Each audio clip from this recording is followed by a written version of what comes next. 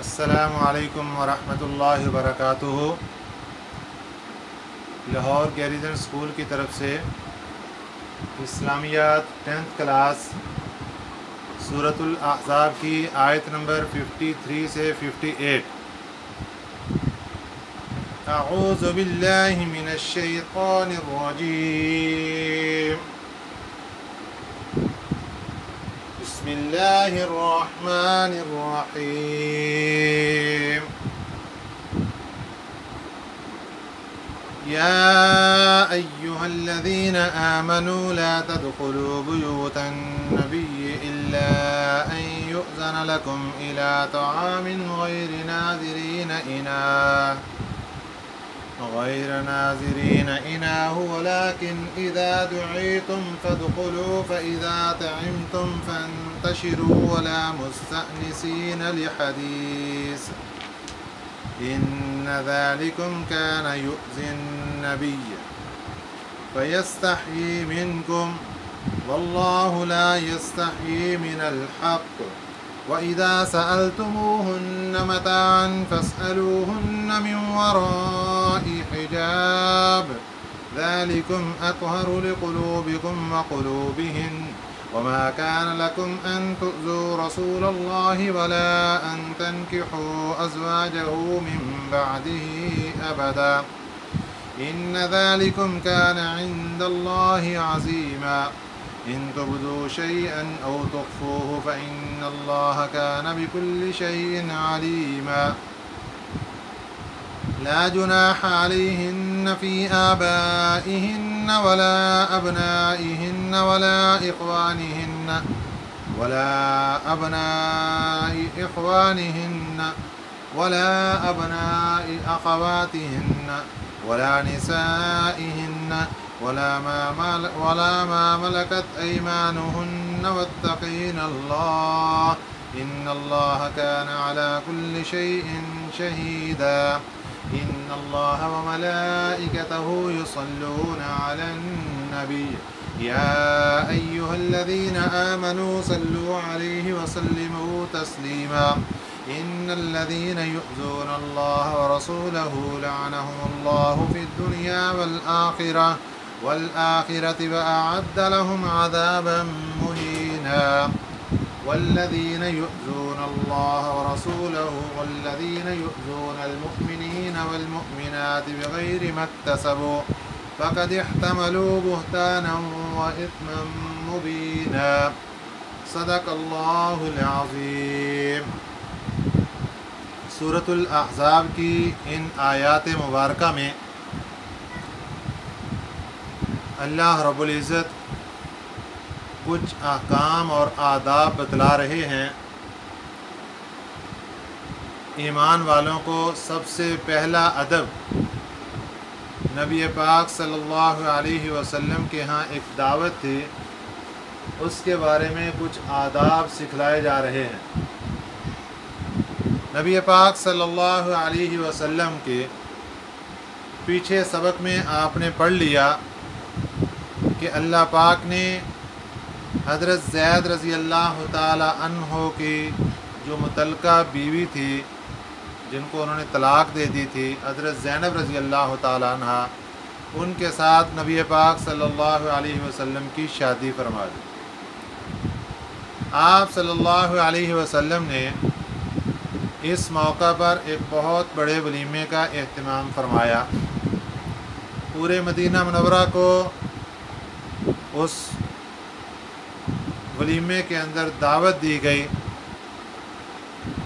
تو عرب میں یہ رواج تھا کہ کسی کے گھر کے اندر جانا آنا، بیٹھ کر بات چیت کرنا، یہ بے تکلفی تھی، اس میں تکلفات میں نہیں پڑتے تھے۔ نبی پاک صلی اللہ علیہ وسلم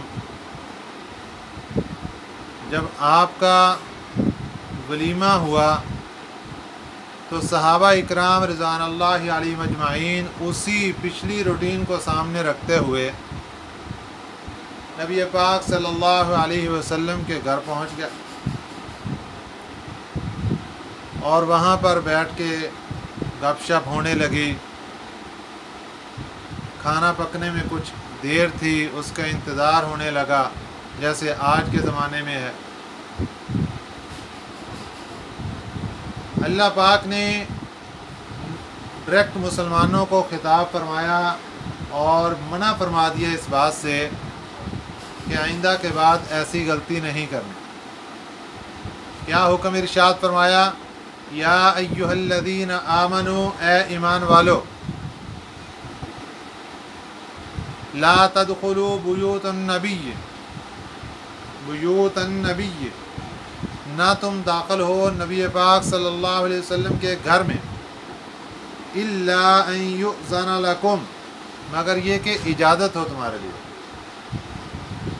سب سے پہلا ادب یہ بتایا کہ بغیر اجازت کے گھر میں داخل نہیں ہونا۔ نمبر 2، الی طعام غیر ناظرین اناہ، غیر ناظرین اناہ، کھانے کی طرف غیر ناظرین، نہ انتظار کرنے والے ہو، اناہ اس کے تیار ہونے کا۔ نبی پاک صلی اللہ علیہ وسلم کو اس موقع پر صحابہ اکرام سے کچھ تکلیف پہنچی۔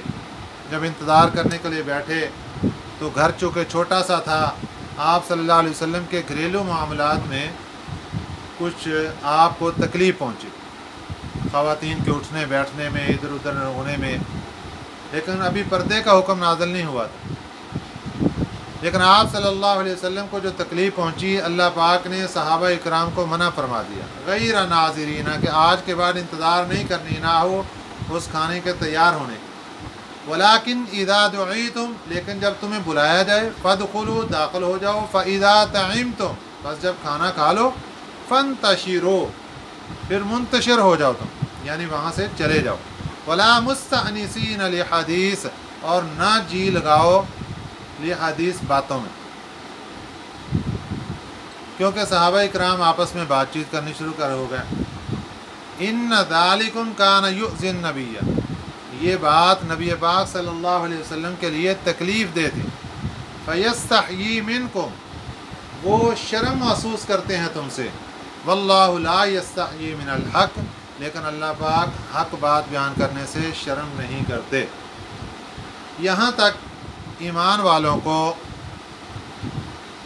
دعوت کے آداب بتلائے گئے۔ سب سے پہلا ادب دعوت کا کیا ہوا؟ اور یہ ہمارے پاس اگر ہم دیکھیں اپنے بورڈ پر تو یہ کویسچن 2 ہے، ہماری ایکسرسائز کا کویسچن 2، کھانے کی دعوت پر آنے والوں کو کن آداب کی تعلیم دی گئی؟ سب سے پہلا ادب بغیر اجازت کے گھر میں داخل نہیں ہونا۔ دوسرا ادب کھانا پکنے کا انتظار نہیں کرنا۔ تیسرا ادب جب کھانا کھا لو بیٹھ کر باتیں نہیں کرنی۔ یہ آداب ہیں، یہ آداب ہیں جو اللہ پاک نے ایمان والوں کو سکھائے ہیں، چونکہ یہ سبب بنا تھا نبی پاک صلی اللہ علیہ وسلم کو تکلیف پہنچنے کا، اس لیے اللہ پاک نے یہ آداب سکھلائے۔ اس کے بعد ایمان والوں کو نبی پاک صلی اللہ علیہ وسلم کے گھرانے کے بارے میں آداب سکھلائے جا رہے ہیں۔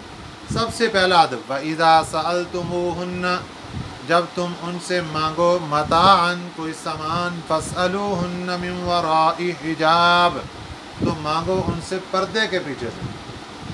یعنی اگر کوئی چیز لینی ہے، ازواج مطہرات نبی پاک صلی اللہ علیہ وسلم کی بیویوں سے کوئی چیز مانگنی ہے تو پردے میں کھڑے ہو کر مانگو، وہاں سامنے کھڑے ہو کر، اور پردے کا حکم نازل ہو گیا کہ اب ڈائریکٹ سامنے کھڑے ہو کر مانگنے کی اجازت نہیں ہے۔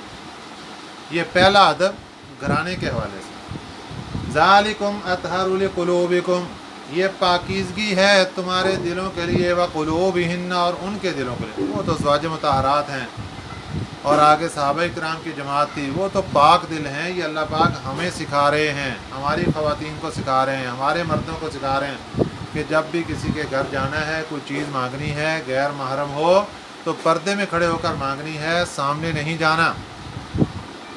وَمَا كَانَ لَكُمْ أَن تُؤْذُوا رَسُولَ اللَّهِ، اور نہیں ہے تمہارے لیے اجازت کہ تم تکلیف پہنچاؤ اللہ کے رسول صلی اللہ علیہ وسلم کو۔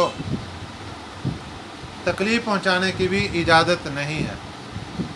جس طریقے سے ابھی آپ صلی اللہ علیہ وسلم کو تکلیف پہنچائی، یعنی ایسا عمل ہو گیا تم سے، ایسا کام سرزد ہو گیا جس سے نبی پاک صلی اللہ علیہ وسلم کو تکلیف پہنچی، ایسا کوئی بھی کام آئندہ نہیں کرنا۔ تیسرا حکم، وَلَا أَن تَنْكِحُوا أَزْوَاجَهُ مِن بَعْدِهِ أَبَدًا، اور نہ تم نکاح کرو ان کی بیویوں سے، من بعدہ، ان کی وفات کے بعد، ابدا، ہمیشہ ہمیشہ کے لیے۔ آپ صلی اللہ علیہ وسلم کی جو ازواج مطہرات ہیں ان کے بارے میں اللہ پاک نے پیچھے فرما دیا، وازواجہم امہاتہم، وہ مومنوں کی مائیں ہیں، تو ماؤں سے تو نکاح کی اجازت نہیں۔ ان ذالکم کان عند اللہ عظیما، بے شک یہ اللہ کے نزدیک بڑے گناہ کا کام ہے۔ اب یہ 3 حکم ہو گئے گھرانے کے حوالے سے، 3 حکم اوپر دعوت کے حوالے سے تھے، اور یہ 3 حکم آ گئے گھرانے کے حوالے سے۔ پہلا حکم، جو بھی چیز مانگنی پردے میں کھڑے ہو کر ازواج مطہرات سے مانگنی ہے۔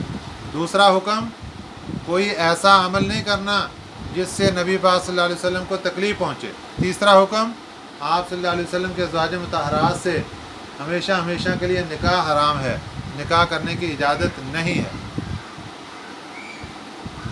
ان تبدو شیئا او تخفوہ، اللہ فرماتے ہیں اگر تم ظاہر کرو گے کوئی چیز، او تخفوہ، یا چھپاؤ گے، فإن اللہ کان بکل شیء علیما، اللہ ہر چیز کو جاننے والا ہے۔ یعنی ساری دنیا سے، سارے جہان سے انسان چھپ سکتا ہے، اللہ کی ذات سے کوئی چیز نہیں چھپا سکتا۔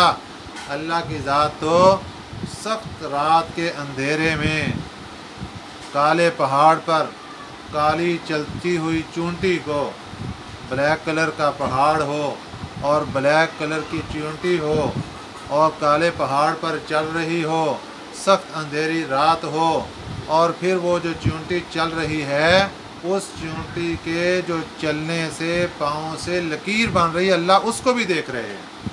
اللہ کا تو اتنا علم قوی ہے، اللہ سے کیا چیز چھپ سکتی ہے۔ لا جناح علیہن فی آبائہن، یہاں سے کچھ پردے کے احکامات بیان ہو رہے ہیں۔ اوپر پردے کا حکم آیا کہ پردے کے اندر کھڑے ہو کر بات کرنی اور پردے میں کھڑے ہو کر کوئی چیز مانگنی۔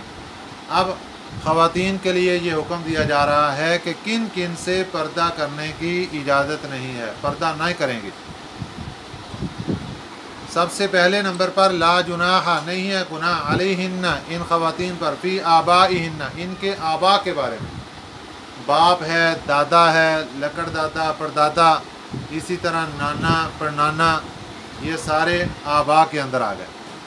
ولا ابنائہن، اور نہ ہی اپنے بیٹوں سے پردہ ہے، آبا سے بھی پردہ نہیں ہے، اور بیٹوں سے، بیٹوں کے اندر بیٹے بھی آ گئے، پوتے بھی آ گئے، نواسے بھی آ گئے، یہ سارے کے سارے اس کے اندر آ گئے۔ ولا اخوانہن، اور نہ ہی اپنے بھائیوں سے پردہ ہے۔ ولا ابناء اخوانہن، اور نہ ہی اپنے بھائیوں کے بیٹوں سے پردہ ہے۔ ولا ابناء اخواتہن، اور نہ ہی اپنی بہنوں کے بیٹوں سے، یعنی بھانجے، ان سے بھی پردہ۔ ولا نسائہن، اور نہ ہی عورتوں سے پردہ ہے۔ ولا ما ملکت ایمانہن، اور نہ باندیوں سے ہے۔ واتقین اللہ، اللہ سے ڈرو، ان اللہ کان علی کل شیء شہیدا، اللہ ہر چیز پر گواہ ہے۔ یعنی ان سے پردہ کرنے کی اجازت نہیں ہے، بصورت دیگر باقی سب سے پردہ ہوگا۔ ان اللہ وملائکتہ یصلون علی النبی، بے شک اللہ تعالیٰ اور اس کے فرشتے، یصلون علی النبی، درود بھیجتے ہیں نبی پاک صلی اللہ علیہ وسلم پر۔ یا ایھا الذین آمنوا، اے ایمان والو، صلو علیہ وسلموا تسلیما، تم بھی درود و سلام بھیجو نبی پاک صلی اللہ علیہ وسلم پر۔ اس آیت مبارکہ میں اللہ پاک نے ایک بہت بڑے عمل کا حکم ارشاد فرمایا، اور پہلے اس عمل کی اہمیت بتائی ہے، اور پھر اس کے بعد اس کا حکم ارشاد فرمایا۔ اللہ پاک نے قرآن پاک کے ذریعے، نبی پاک صلی اللہ علیہ وسلم کے ذریعے ہمیں بہت سے اعمال کا حکم دیا ہے۔ نماز پڑھنے کا بھی حکم دیا، روزہ رکھنے کا بھی حکم دیا، حج کرنے کا حکم دیا، زکوٰۃ دینے کا حکم دیا، لیکن ان تمام اعمال میں سے ایک درود پاک ایک ایسا عمل ہے جس کے بارے میں اللہ میاں نے فرمایا کہ یہ عمل میں بھی کرتا ہوں۔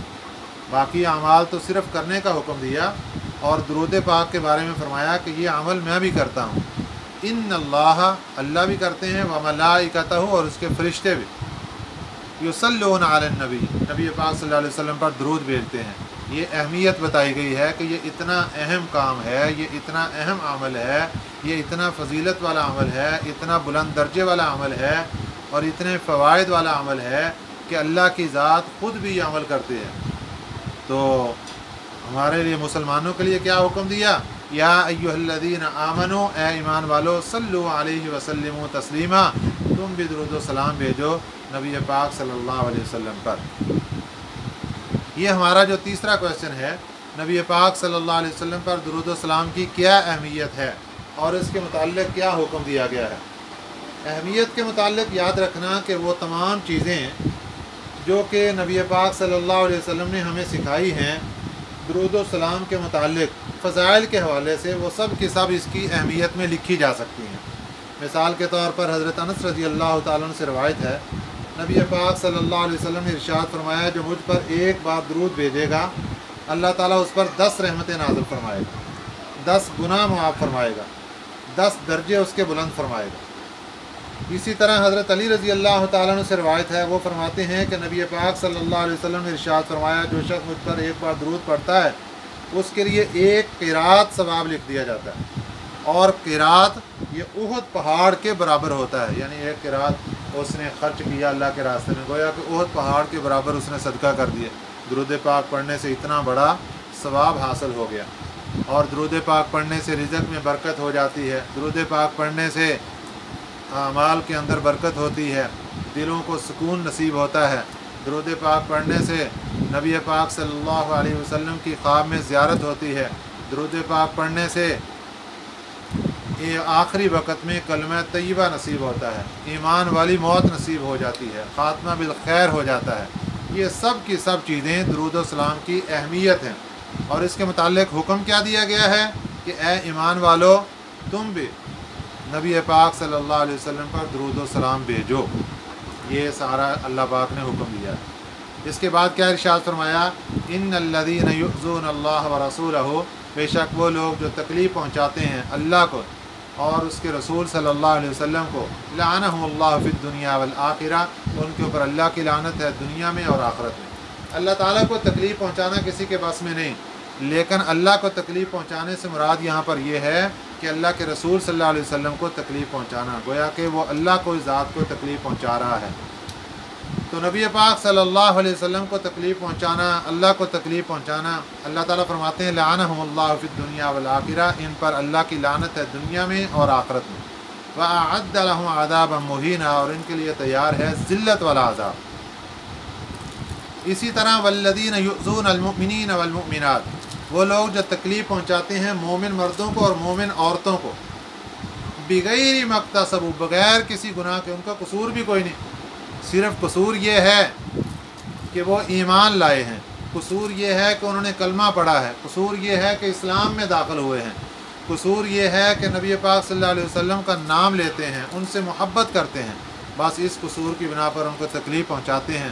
فَقَدِ احْتَمَلُوا بُهْتَانًا وَإِثْمًا مُبِينًا، اللہ تعالیٰ فرماتے ہیں یہ جو ان کو تکلیف پہنچانے والے ہیں یہ اٹھا رہے ہیں بہت بڑا بہتان اور واضح گناہ، یعنی قیامت کے دن یہ بہت بڑا بوجھ اپنے سر پر لے رہے ہیں اور گناہ اپنے سر پر لے رہے ہیں۔ قیامت کے دن اس کا وبال ان کو بھگتنا پڑے گا، اور اس کا عذاب ان کو چکھنا پڑے گا۔ یہ سبق مکمل ہوا، اور اس کے اندر کچھ ورڈ میننگ ہیں اوپر، وہ آپ نے اچھے طریقے سے یاد کرنے ہیں، اور ان کے جو کویشچن آنسر ہے وہ میں ریپیٹ کر رہا ہوں، دوبارہ سن لیجئے۔ پہلا کویشچن ہے، اہل ایمان کو آپ صلی اللہ علیہ وسلم کے گھرانے کے بارے میں کیا آداب سکھائیں؟ مکس نہیں کرنا، ایک گھرانے کے آداب ہیں اور ایک دعوت کے آداب ہیں۔ دعوت میں کھانے پینے کی بات ہوگی تو دعوت کے آداب ہوں گے، اور گھرانے میں کھانے کی بات نہیں ہوگی۔ پہلے گھرانے کے آداب ہیں، گھرانے کے کویشچن پہلے گھرانے کے آداب کا ہے، لیکن سبق جو ہمارا شروع ہو رہا ہے اس میں پہلے دعوت کے آداب ہیں، اور ایکسرسائز میں چونکہ پہلے گھرانے کے آداب ہیں اس لیے پہلے وہ میں بتا رہا ہوں۔ گھرانے کے آداب میں پہلا یہ ہے، وَإِذَا سَأَلْتُمُوهُنَّ مَتَاعًا فَاسْأَلُوهُنَّ مِنْ وَرَاءِ حِجَابٍ، کہ جب تم ان سے سوال کرو کسی سامان کے بارے میں، یعنی ازواج مطہرات سے کوئی چیز مانگنی ہے، پردے میں کھڑے ہو کر مانگنی ہے، سامنے جانے کی اجازت نہیں۔ یہ پہلا ادب ہے گرانے کا۔ دوسرا ادب یہ ہے کوئی ایسا عمل نہیں کرنا جس سے نبی پاک صلی اللہ علیہ وسلم کو تکلیف پہنچے۔ اور تیسرا حکم یہ ہے گرانے کے حوالے سے کہ آپ صلی اللہ علیہ وسلم کی ازواج سے ہمیشہ ہمیشہ کے لیے نکاح حرام ہے، کسی کو نکاح کرنے کی اجازت نہیں ہے، آپ صلی اللہ علیہ وسلم کے بعد بھی نکاح نہیں کر سکتے۔ یہ گرانے کے آداب ہیں۔ اور دوسرا کویشچن ہے دعوت کے آداب۔ اس میں پہلا پوائنٹ ہے آپ صلی اللہ علیہ وسلم کے گھر میں بغیر اجازت کے داخل نہیں ہونا۔ دوسرا پوائنٹ ہے کھانا پکنے کا انتظار نہیں کرنا۔ تیسرا پوائنٹ ہے کہ جب چلے جانا ہے تو کھانا کھا کر فوراً وہاں سے نکل جانا ہے، باتوں میں جی نہیں لگانا۔ اس کی وجہ بھی بیان فرما دی کہ یہ آپ صلی اللہ علیہ وسلم کے لیے تکلیف دہ چیز تھی، اس لیے اللہ پاک نے اس سے منع فرما دیا۔ تو یہ دونوں کویشچن ہو گئے۔ اور تیسرا کویشچن ہے نبی پاک صلی اللہ علیہ وسلم پر درود و سلام کی کیا اہمیت ہے اور اس کے متعلق کیا حکم دیا گیا۔ اہمیت یہی ہے کہ یہ عمل ایسا عظیم ہے، اس کو اللہ پاک خود کرتے ہیں، فرشتے بھی کرتے ہیں، اور پھر آپ صلی اللہ علیہ وسلم نے اس کے لیے فضائل و مناقب بھی بہت سے ارشاد فرمائے ہیں، اس لیے درود و سلام پڑھنا چاہیے۔ اور اس کے متعلق حکم دیا گیا اللہ پاک کی طرف سے، تو جب حکم آ گیا تو وہ عمل ضروری ہو گیا۔ اس لیے ہم سب مسلمانوں پر حق ہے نبی پاک صلی اللہ علیہ وسلم کے بارے میں کہ آپ صلی اللہ علیہ وسلم پر درود و سلام کثرت کے ساتھ پیش کیا کریں۔ السلام علیکم ورحمۃ اللہ وبرکاتہ۔